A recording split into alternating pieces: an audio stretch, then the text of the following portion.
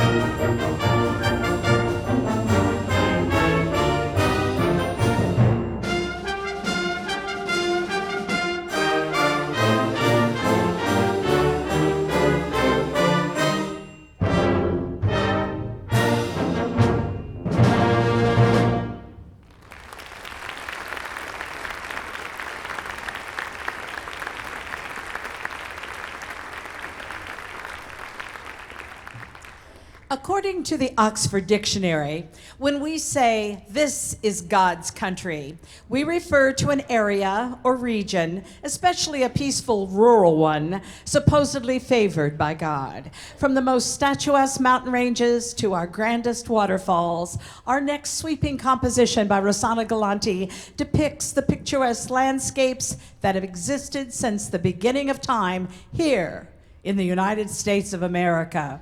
This is God's country.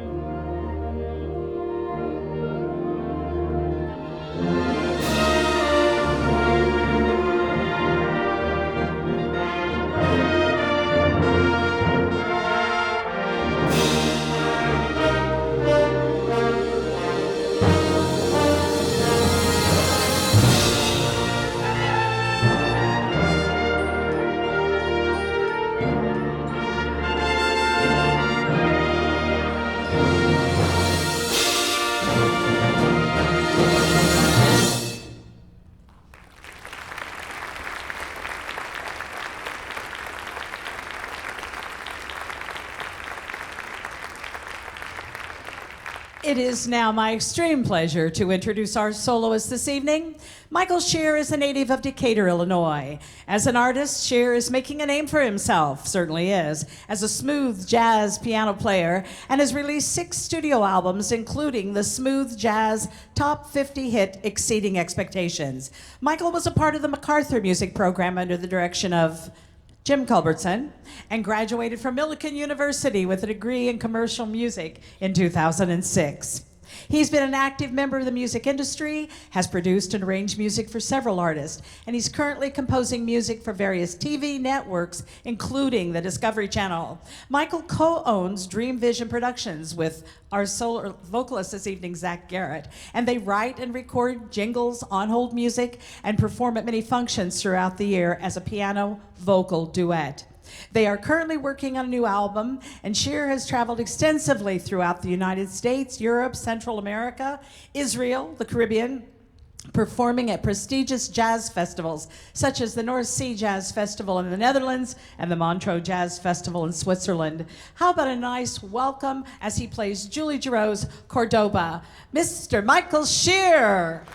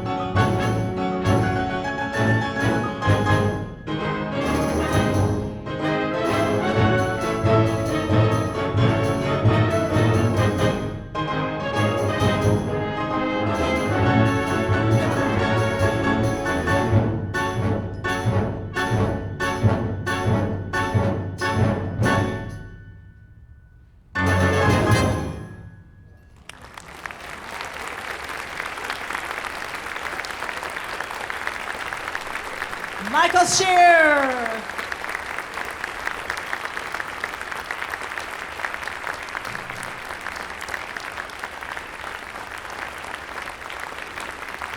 Michael Scherer.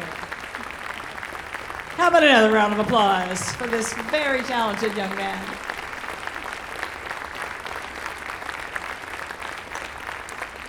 And you can come out at intermission, and Michael will be out there, and I think he's got some albums and stuff if you're interested in taking Michael home with you tonight. Yes, okay. Hector Berlioz, who lived from 1803 to 1869, won a prize in a contest for young composers. The prize was a trip to Italy, where he learned to love the country and he loved the people. He was so in love that he was inspired to write an opera called Benvenuto Cellini. Well, the premiere of the opera was a total disaster because the singers hated their parts and the orchestra could never figure out the difficulty of the new music. But in spite of this, Berlioz never gave up on his creation. So from the opera, he eventually converted some of his music from a theme from a love duet and a lively carnival scene into an extremely successful overture. Here's Berlioz' The Roman Carnival Overture.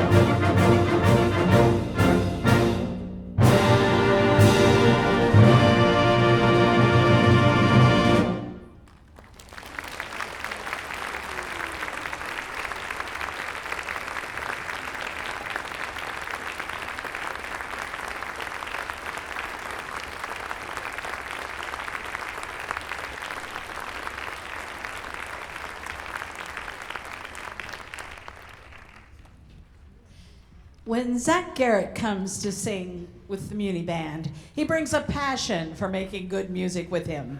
He, along with Michael Scherer, is the co-owner of Dream Vision Productions, a production company, recording studio right here in Decatur. When he's not working on an album or writing a jingle for a local business, he's probably out teaching a private lesson, working with local school music groups, or performing around the area. He's performed shows on a variety of instruments, as well as vocally. He grew up performing for many churches throughout Illinois, Missouri as a vocalist and pianist with his family's Southern Gospel group. He's also toured the Dominican Republic with the Millikan Percussion Ensemble. He too graduated from Millikan University with a degree in commercial music. Please make him welcome to sing the music of Sinatra in concert, Mr. Zach Garrett.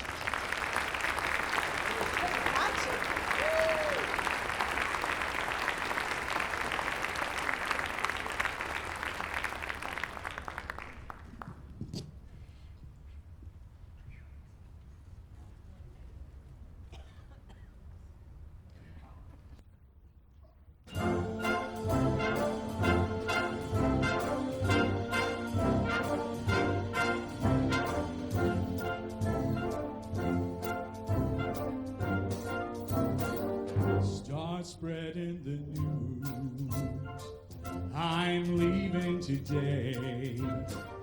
I want to be a part of it. New York, New York. These vagabond shoes are longing to stray right through the very heart of it.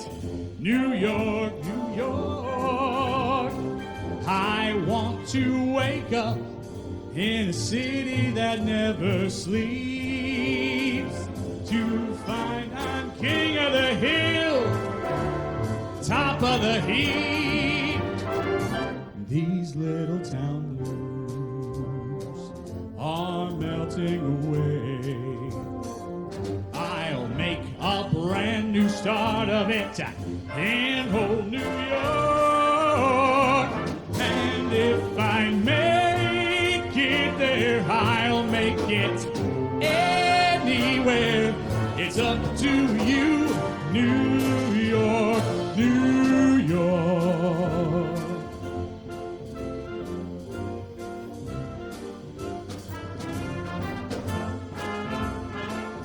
New York, New York. I want to wake up in a city that never sleeps, to find I'm a number one, top of the list, king of the hill, a number one.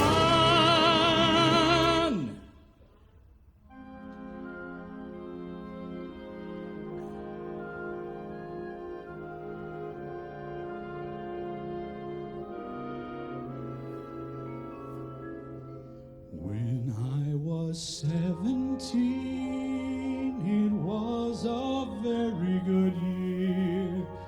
It was a very good year for small town girls and and soft summer nights, we'd hide from the lights on the village green when I was 17.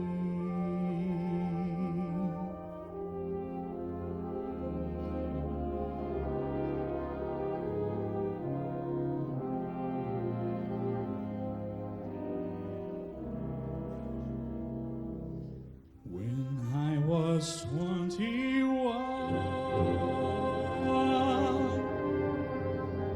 it was a very good year.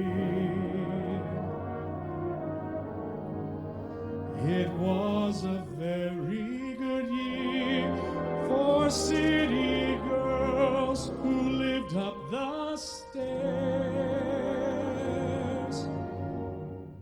with all their perfumed hair that came undone when I was 21.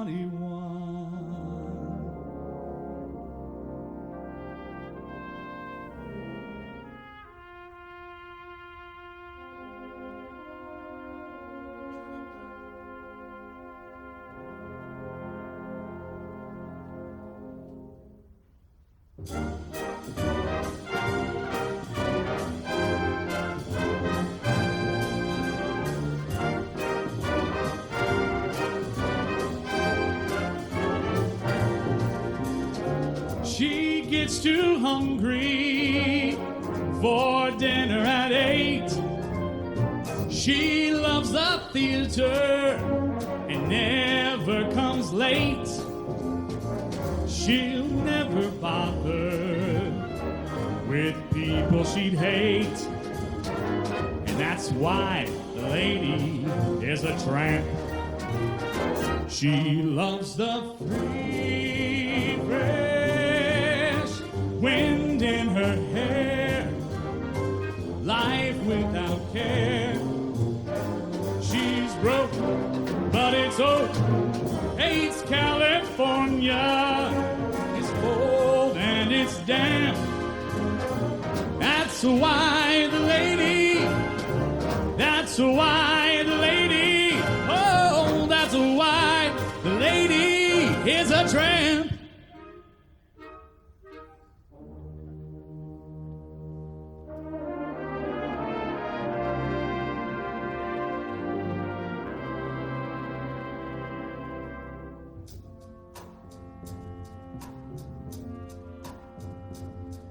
And now the end is near, and so I face the final curtain. My friend, I'll say it clear, I'll state my case, of which I'm certain. Well, I've lived a life that's full. I've traveled each and every highway and more, much more than this. I did it my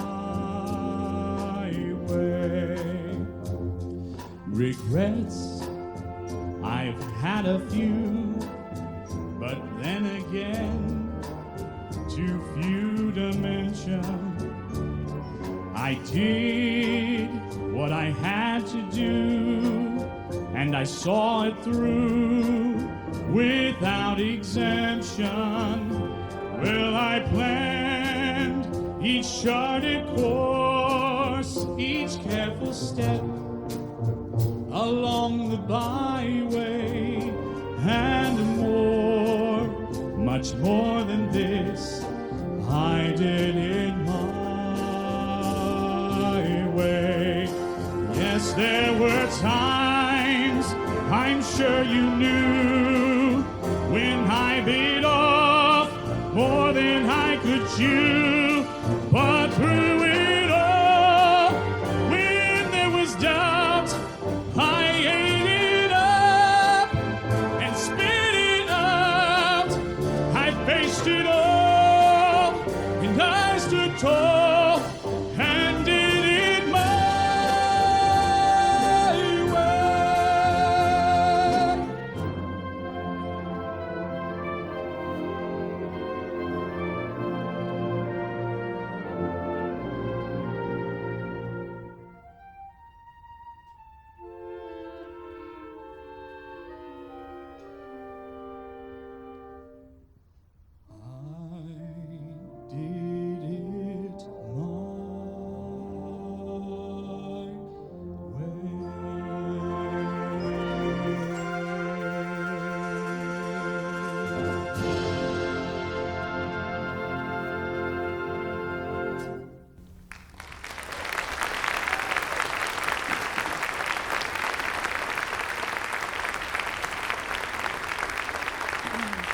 Zach Garrett. He'll be back after intermission, but he'll be out if you want to meet him. He scares people. He's got some great numbers in the second half.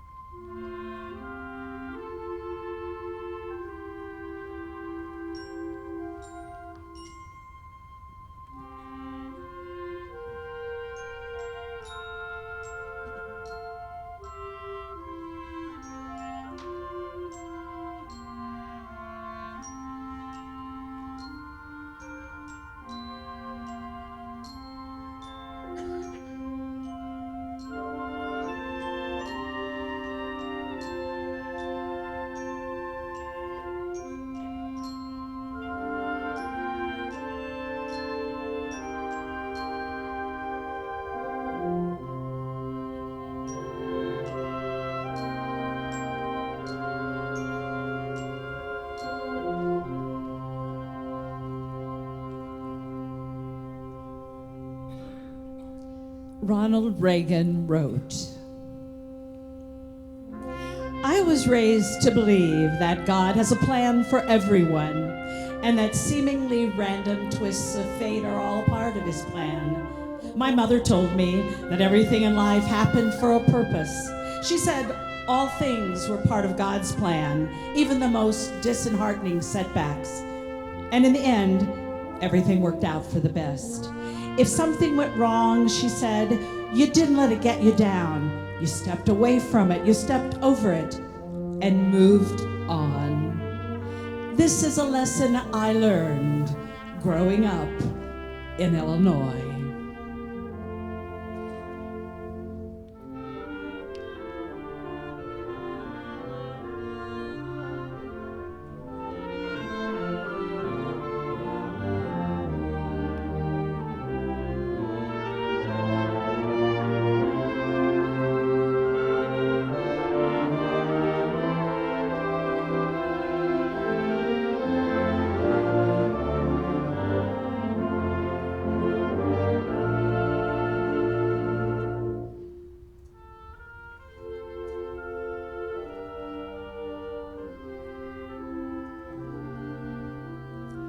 We arrived in Dixon, Illinois in 1920 when I was 9 years old. To me, it was heaven.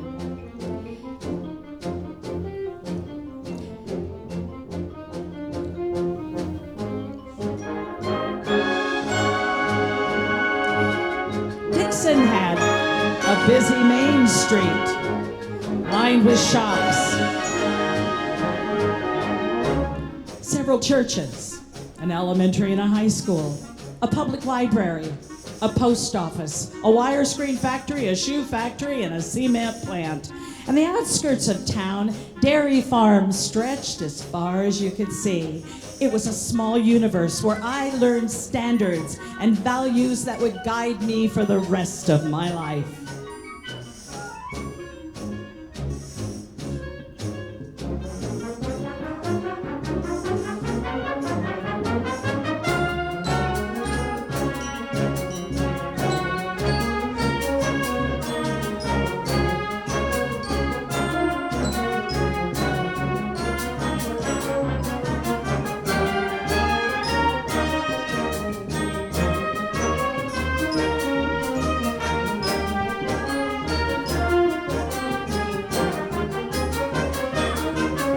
Everyone knew it. In Dixon knew each other, and because of that, they intended to care about one another. I grew up observing how the love and common sense of purpose unites families and helps them overcome the greatest of adversities. I learned that hard work was the essential part of life. that by and large, you don't get something for nothing, and that America was a place that offered unlimited opportunity to those who did work hard.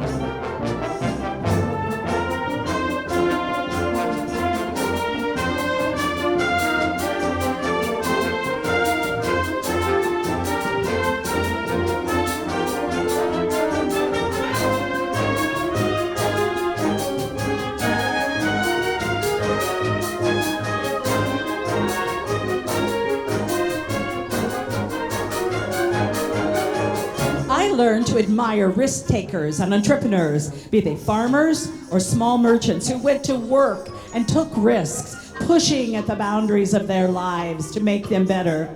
I've always wondered at this great energy of the human soul that drives people to better themselves and improve the fortunes of their families and communities. I think growing up in a small town is a good foundation for anyone who decides to enter politics.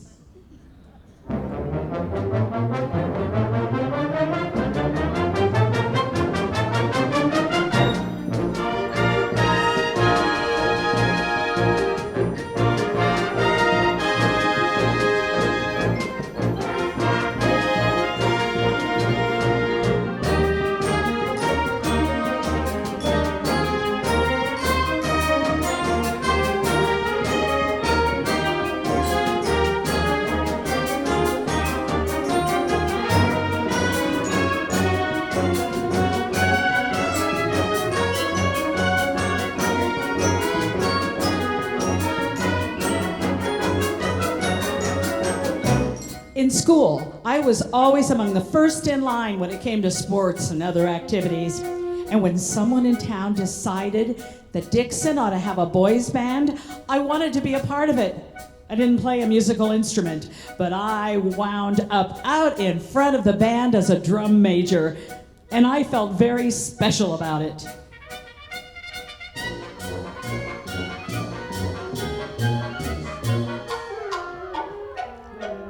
About the second year in high school, I got one of the best jobs I ever had. I began the first of 7 summers working as a lifeguard at Lowell Park. I worked 7 days a week, 10 to 12 hours a day, for $20 a week. And one of the proudest statistics of my life is 77, the number of people I saved during those 7 summers. Well, besides swimming and football, I found 2 other loves while I was at Dixon High. The first was named Margaret, and the other was named acting. By the time I was a senior, I was so addicted to student theatrical productions that, well, you couldn't keep me out of them.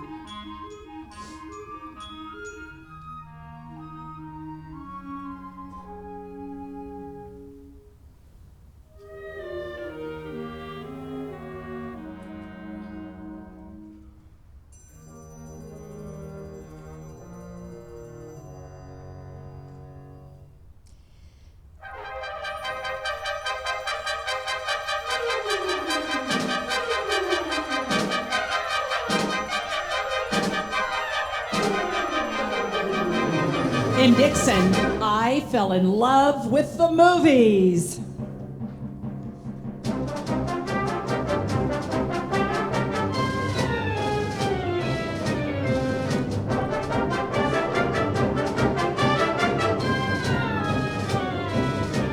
I couldn't count the number of hours I spent in the darkness of our only movie theater with William S. Hart and Tom Mix riding across the prairie, or having my eyes turn misty by the cinematic perils that befell Mary Pickford and Pearl White.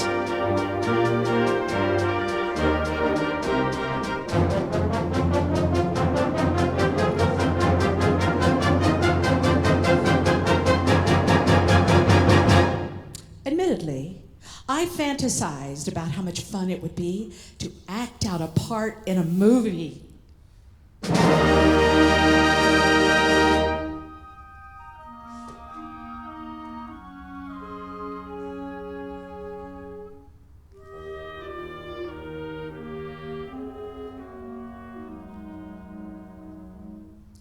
Ronald Reagan wrote, "My father told me going to college was a waste of time, but my dream of attending college was firmly planted, and I wasn't going to be discouraged easily.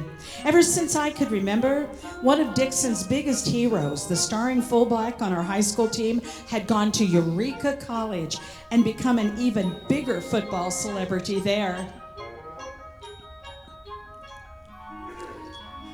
Although I'd never seen it, Eureka College began to take an almost mystical allure to me.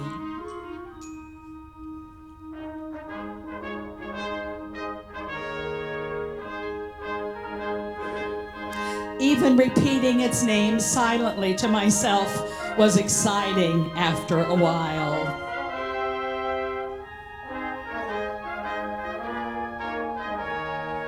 I'd like to be able to recall that my burning desire to go to college was planted first and foremost in a drive to get an education.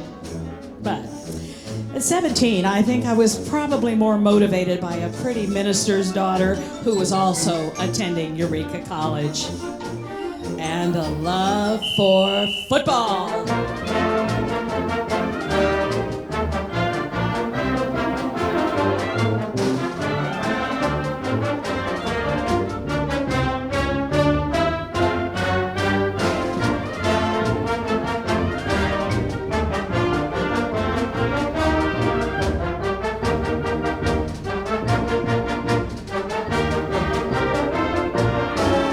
Early in 1932, with graduation a few months off, I faced the same question that gnaws at all college seniors. What will I do with the rest of my life?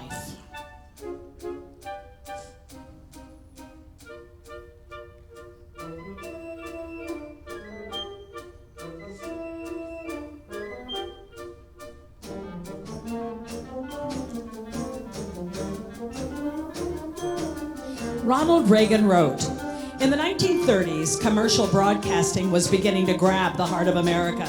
Radio was magic.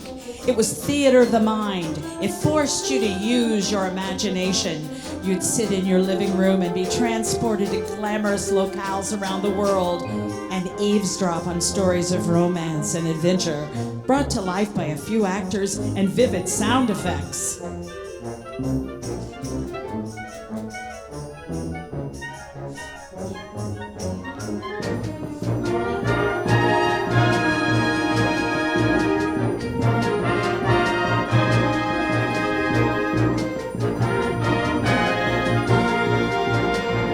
I was a believer in this new industry and was willing to take any job to break into broadcasting. I started knocking on radio station doors. I went to Chicago and met rejection after rejection everywhere I went. I drove across the state and into Iowa. And after months, I got my first job at WOC in Davenport. When that station closed, everyone transferred to WHO in Des Moines. I spent 4 years in Des Moines, and they were among the most pleasant of my life. At age 22, I'd achieved my dream. I was a radio sports announcer.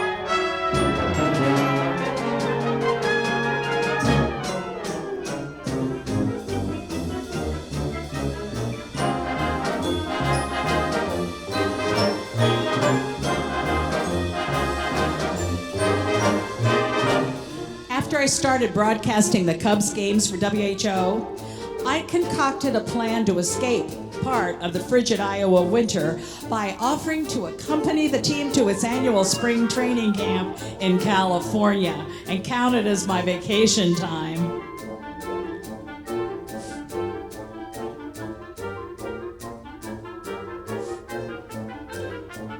Those annual trips began in 1935.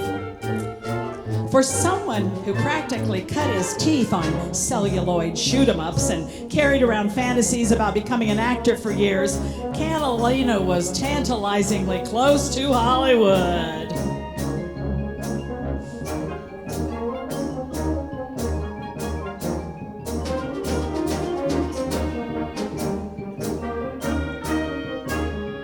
On a trip in 1937, I decided to play hooky from the Cubs and took a trolley to Republic Studios.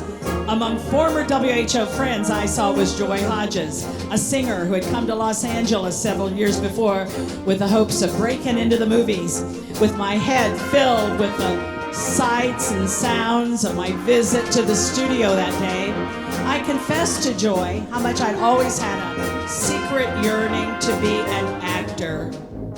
Joy said she knew an agent who might be willing to tell me if I had any chances of making it in Hollywood. So at 10 o'clock the next morning, I looked across a big debt at agent Bill Michael John while trying to project a star quality, whatever that was. Heart pounding. I presented a somewhat exaggerated description of my qualifications for movie stardom. And without a word, he picked up his telephone and dialed a casting director for Warner Brothers Studios. My subsequent interview with the casting director was brief and left me with the impression of being appraised like a slab of beef. But for some reason, he was impressed with my voice, and I got a screen test. It only lasted a few minutes. Just a young Warner starlet and me exchanging a few lines. Mr. Michael John tells me, "Kid, they'll call you at your hotel in a few days." And I said,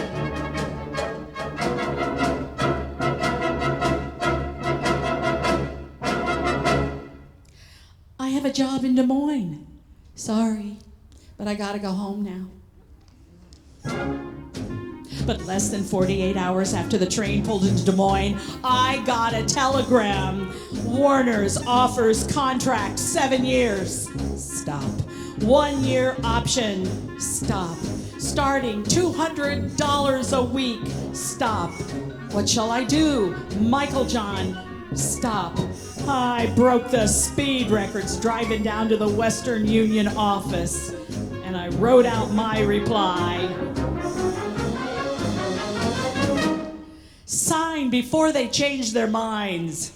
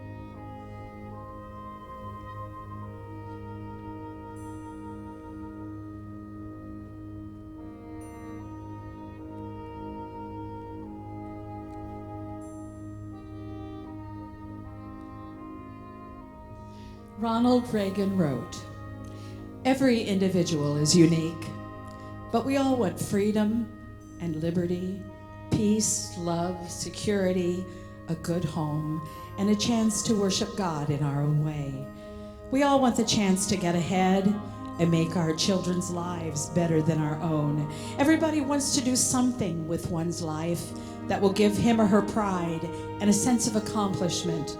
And America, above all places, gives us the freedom to do that. The freedom to reach out and make our dreams come true. This is the lesson I learned growing up in Illinois.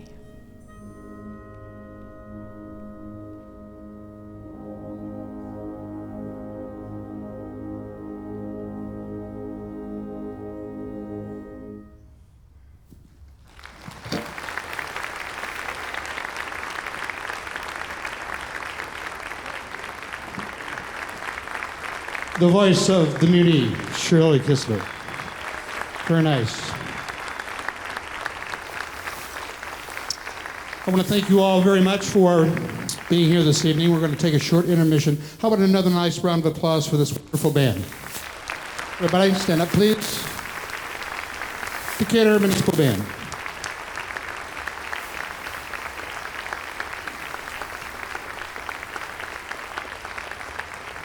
We'll be back shortly.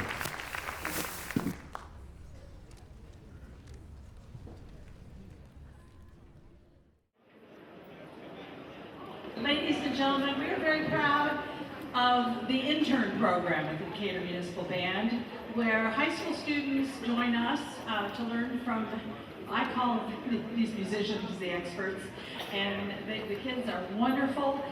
They turn out to be our future Muni Band people, and so we always honor them at the end of the summer, unless they've gone off to college somewhere.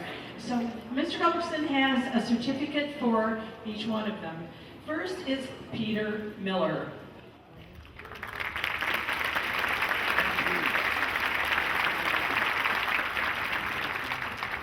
William Mallard.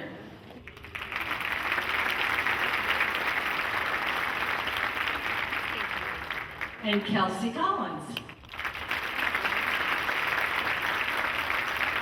How about a nice round of applause? We appreciate them a lot. And now we have to go back to work.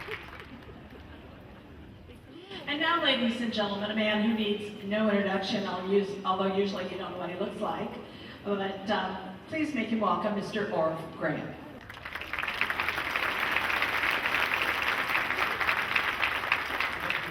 Thank you very much. Good evening. It's my pleasure to be here this evening. And my work here this evening is to introduce a new member, an inductee into the Decatur Municipal Band Hall of Fame. You may know that it began last year, and it was in honor of the late Jim Walker when the Hall of Fame was started, and he was inducted last year for the first time, first inductee. Tonight we induct another member of the Decatur Municipal Band Hall of Fame. You know, it's often been said that history repeats itself. Or to say it another way, if we recognize our past, we might better know what's coming tomorrow. And so it is with this year's choice for induction into the Decatur Municipal Band's Hall of Fame. It's a recognition by current members of the band, a recognition of the high standards of excellence in another time, which, as you can see tonight, continues today and will undoubtedly continue for many tomorrows. You know, it's often been said that the Decatur Municipal Band is the oldest municipal band in the nation. It may not be provable, but 157 years, not every town with a band kept records. But it is often widely accepted that this is the oldest municipal band in the country. It started with the name the Goodman Band, 157 years. Twice in the 157-year history of the Decatur Municipal Band, it has searched outside this geographic area for a leader.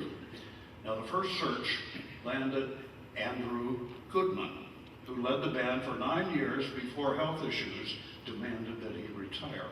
Now, the second search was in 1887, and it brought Mr. Robert Walter to Decatur. Born in Germany, Erfurt, Germany, now Thuringia, the ancestral home of the Bach family. He was born in 1859 to a family of blacksmiths. Robert Walter apprenticed with his father, excelling as a blacksmith, but finding no joy in the work. And his father sent him to the city, where he studied music, beginning on the violin, then proceeding to study various instruments. He especially excelled in the clarinet. Robert Walter immigrated to the United States in 1877, working in various locations. Reports particularly show him working in Portage, Wisconsin, and New Harmony, Indiana. He then began his tenure with the Decatur Goodman Band in 1887. In addition to his work as director of the band, he also played E-flat clarinet and often wrote original works which found their place in the band's repertoire for the next 40 years. He taught string and wind instruments at the Millikan Conservatory of Music, and he was the orchestra director for the Powers Opera House from its construction in 1889 until its demolition by fire in 1914. During this period, it housed many of the road productions of the day as they traveled the long distance between engagements in Chicago and St. Louis. In 1906, Walter married Nellie Pearl Wilcox, and from the descriptions contained in the wedding announcement the following day in the newspaper, he stole a popular belle. She was 20 years his junior. They had 3 children, Robert W., often referred to as Junior, Augusta, and Ruth. All 3 showed excellent musical skills. And following their father's death in 1931, Robert Jr. relocated to Los Angeles. His mother and Augusta joined him there in the 40s. Ruth married, and she and her husband relocated to Florida. Nellie died in Los Angeles in 1955. Robert Jr. died in 1974. None of the family has been located in this area. And here's where history repeats itself.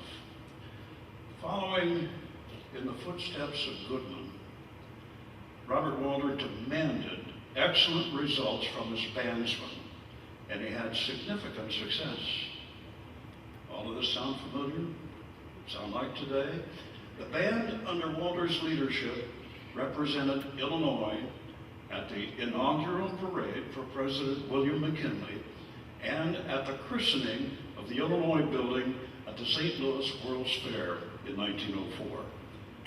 Robert earned a reputation regionally and nationally as a conductor, teacher, performer, and composer.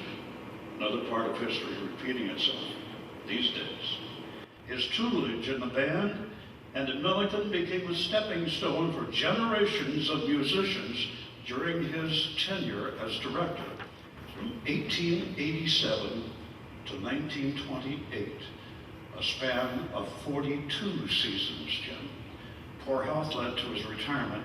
He passed away November 13, 1931. The band and the community recognizes for his excellence and his contributions to music and music's contributions to the community. Inducted into the Decatur Municipal Band Hall of Fame, Mr. Robert Walter.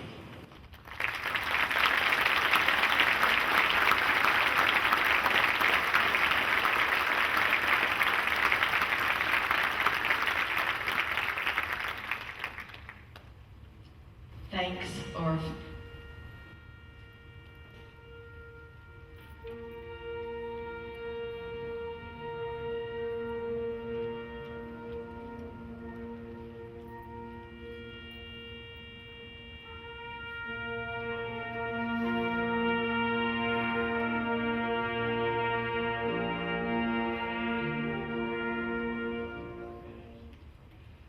We will start our second half of our program with Daniel Weinberger's Take Off.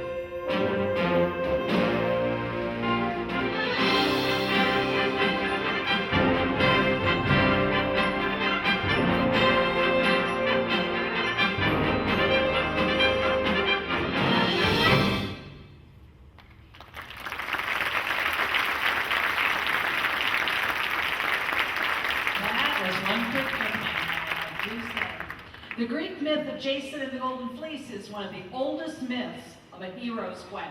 It has a classic story of betrayal and vengeance, and like many Greek myths, it has a tragic ending. Our next piece by composer Rock Sheldon was inspired by the ancient journey of Jason and his crew of Argonauts as they overcome the numerous challenges presented by the gods during their quest to capture the Golden Fleece.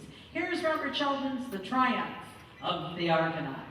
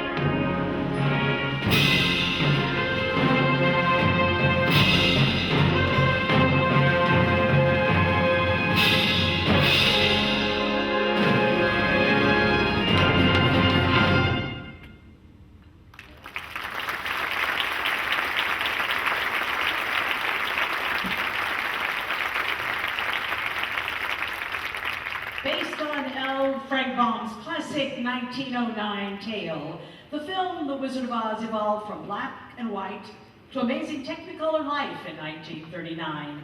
We cheer for Dorothy on her journey in Oz, which will take her and her red slippers through emerald forests, along yellow brick roads, and into creepy conflicts with the Wicked Witch of the West, all on a search for the Wizard of Oz, and all with the help of some unusual but earnest and song-happy friends. Please make him welcome to sing the music of The Wizard of Oz, Zach Garrett.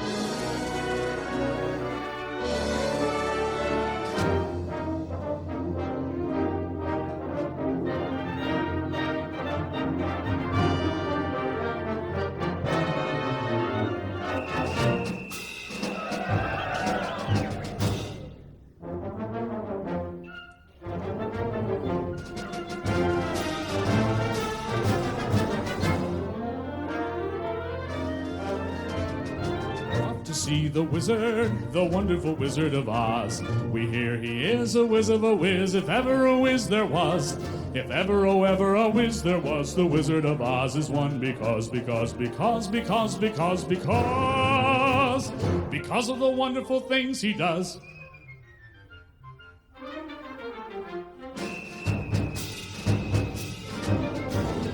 We're off to see the wizard, the wonderful Wizard of Oz. We're off to see the wizard, the wonderful Wizard of Oz. We hear he is a whiz of a whiz, if ever a whiz there was. If ever, oh ever a whiz there was, the Wizard of Oz is one because.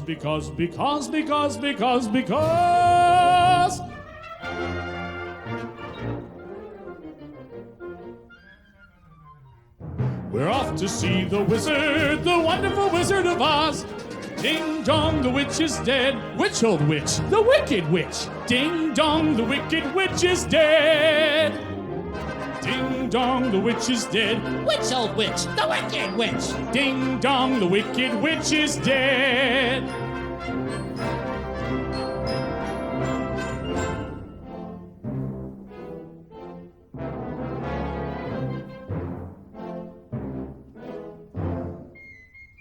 I could while away the hours, conferring with the flowers, consulting with the rain. And my head I'd be scratching, while my thoughts were busy hatching, if I only had a brain. I'd unravel any riddle for any individual in trouble or in pain. With the thoughts I'd be thinking, I could be another Lincoln if I only had a brain. Oh, I could tell you why the ocean's near the shore.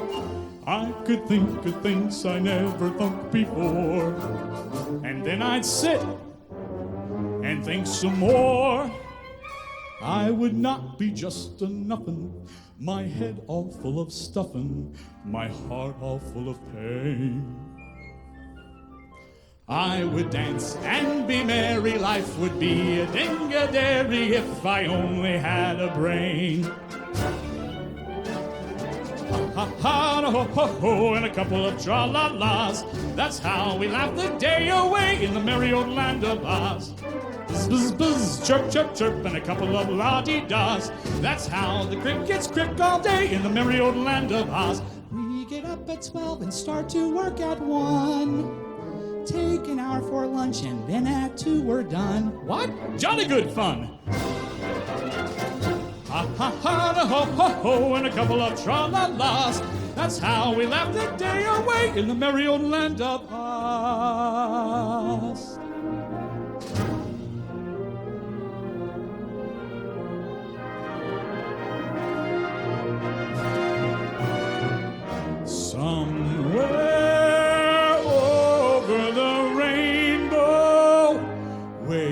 up high. There's a land that I heard of once in a lullaby. Somewhere over the rainbow, skies are blue, and the dreams that you dare to dream really do come true. Someday I'll wish upon a star and wake up where the clouds are far behind me, where troubles melt like lemon drops away above the chimney tops. That's where you'll find me, somewhere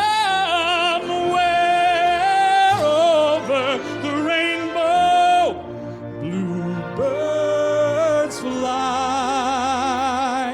If birds fly over the rainbow, why then, oh why can't I? If happy little bluebirds fly beyond the rainbow, why, oh why can't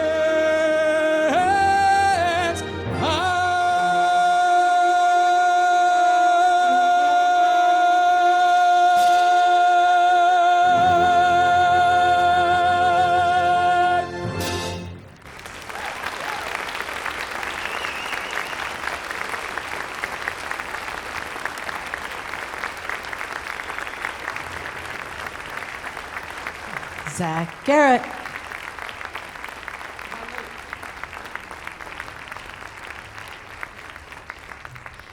On a Virginia hillside rising above the Potomac River and overlooking Washington, D.C., stands Arlington House, the former home of Robert E. Lee. The 19th century mansion seems out of place amid the more than 250,000 grave sites that stretch around it. The commander of the garrison at Arlington House established a cemetery at Lee's farm there in 1864. Arlington National Cemetery honors those who have served our nation by providing a sense of beauty and peace to all who visit there.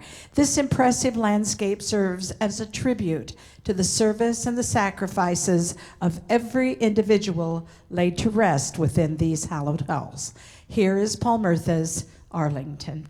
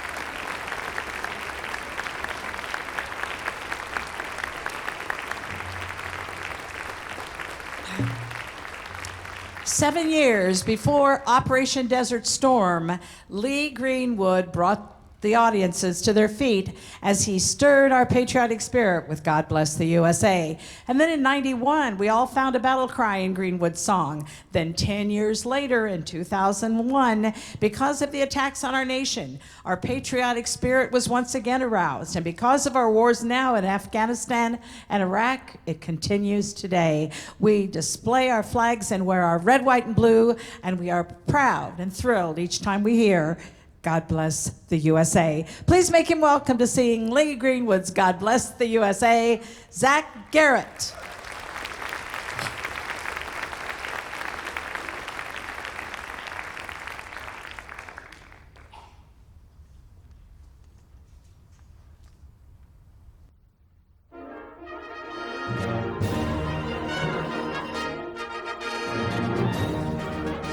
And I'm proud to be an American. God bless the USA. God bless the USA.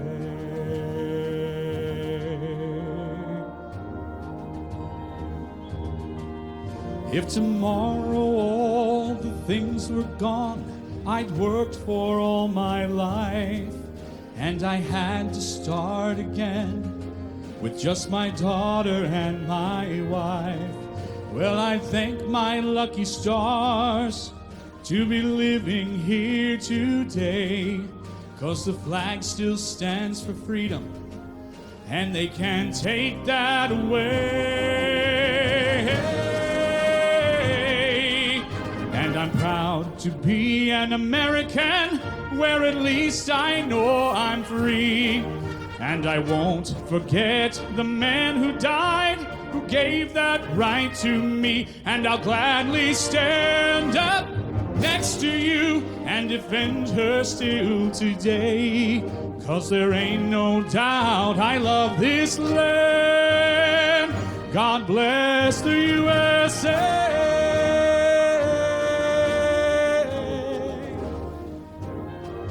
From the lakes of Minnesota to the hills of Tennessee, across the plains of Texas, from sea to shining sea, from Detroit down to Houston and New York to LA. Well, there's pride in every American heart, and it's time we stand and say that I'm proud to be an American, where at least I know I'm free. And I won't forget the men who died, who gave that right to me. And I'll gladly stand up next to you and defend her still today. 'Cause there ain't no doubt I love this land. God bless the USA.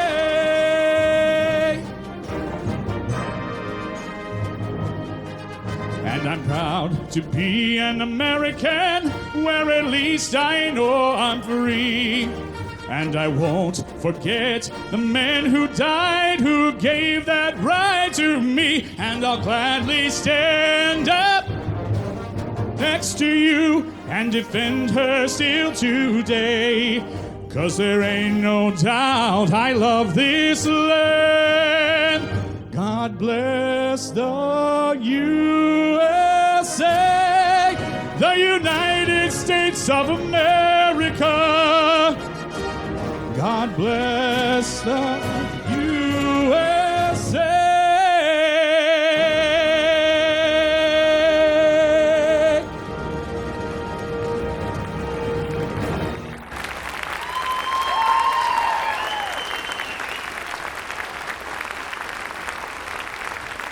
Zach Garrett.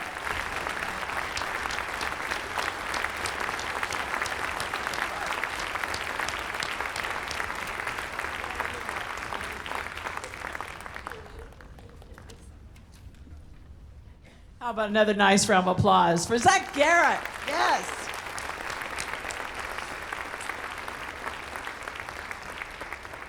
John Philip Sousa's The Washington Post March was composed in 1889. It was written for the newspaper of the same name to help promote an essay contest sponsored by the paper. It was an 8/8 march. I don't understand that, Culbertson.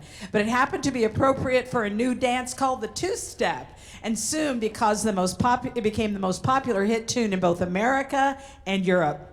Of the 136 marches which Sousa wrote, the Washington Post and the Stars and Stripes have been the most popular. So here's the Washington Post March.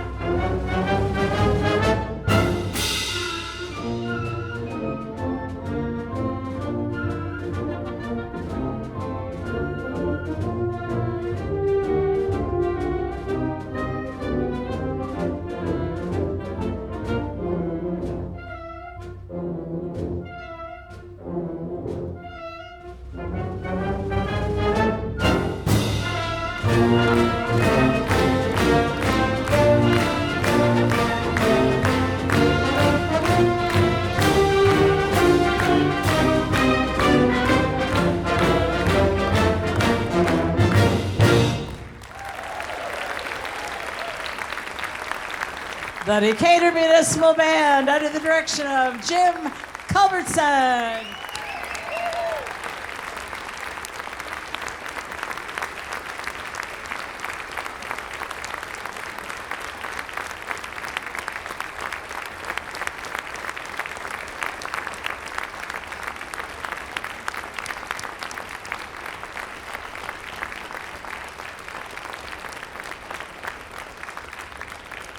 Thank you so much. On behalf of Jim and all the members of the Muni Band, we want to thank you for a wonderful summer in our new facilities in downtown Central Park. We appreciated you showing up every Monday night with us and Sunday out there in Fairview Park, and how great of an audience you were here this evening for us. We do it for you. It's your band. We are your band. So thank you for coming tonight. We'll see you that first Monday night in June. Good night, and be careful going home.